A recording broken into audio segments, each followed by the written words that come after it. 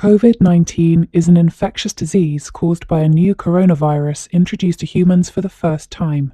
2019, the Chinese authorities notified the world that a virus was spreading through their communities. In the following months, it spread to other countries, with cases doubling within days.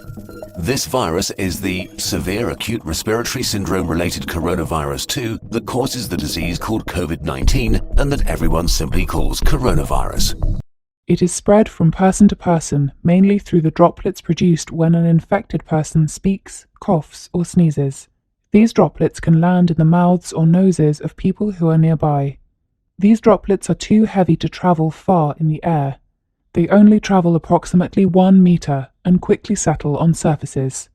This is the reason person-to-person spread is happening mainly between close contacts. The exact time that the virus can survive on surfaces is not yet known. What actually happens when it infects a human, and what should we all do?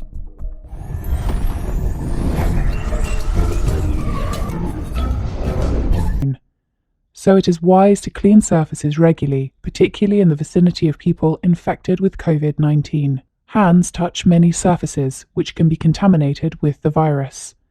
You should therefore avoid touching your eyes, nose, or mouth, since contaminated hands can transfer the virus from the surface to yourself. When coughing or sneezing, cover your mouth and nose with the bend of your elbow, or use a disposable tissue. If a tissue is used, discard it immediately into a closed bin. The most effective way to prevent the spread of the new coronavirus is to clean your hands frequently with an alcohol-based hand rub or soap and water.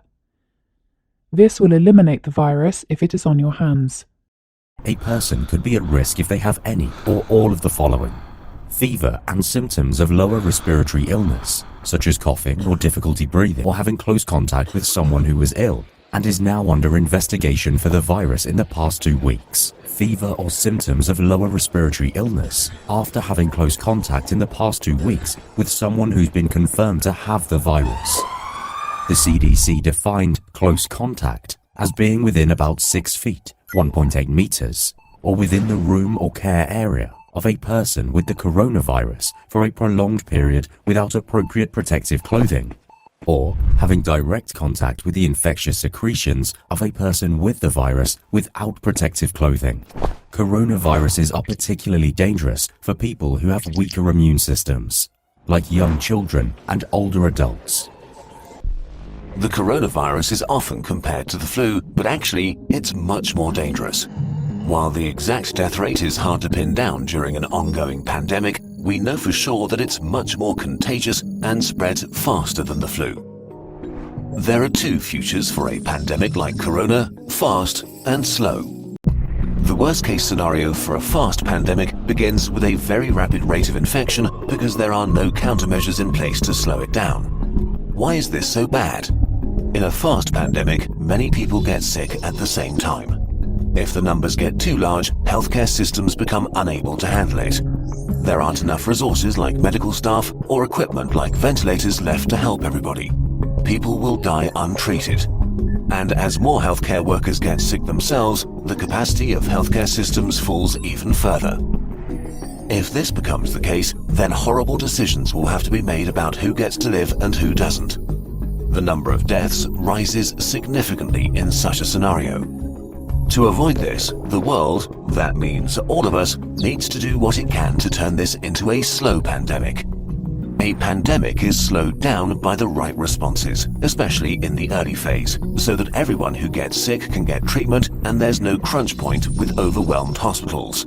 The actual creation of the vaccine will also take quite some time. When factoring in testing, development, and distribution, to get full coverage it'll likely take from a year to 18 months. During that time, it's likely the world economy will take a considerable hit as a result of increased consumer caution under social distancing measures. Goldman Sachs recently forecasted that there would be a 6.2% decline in US GDP as a result of the outbreak, the biggest drop since the Great Depression.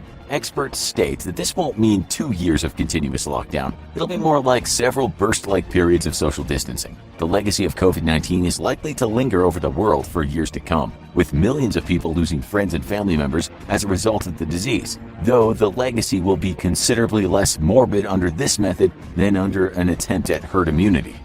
But for now, we can only wait for scientists to develop the appropriate data. In the end, the COVID-19 virus will only be defeated by outlasting it and attempting to minimize the damage it can do to the people and society. Only conscientious and responsible personal choices mixed with sensible government policy and vaccine development. When the COVID-19 problem finally subsides, most likely either in late 2021 or early 2022, we'll probably have to deal with a barrage of secondary problems, from a shattered or transformed economy to an international pandemic of mental health disorders like PTSD. But for now, while solutions are still being developed by the world governments, it's probably smartest for you to focus on keeping yourself safe. Remember, to keep you and others safe from COVID-19, your best bet is to socially isolate yourself and maintain good hygiene. The rest, we're sad to admit, is out of your hands.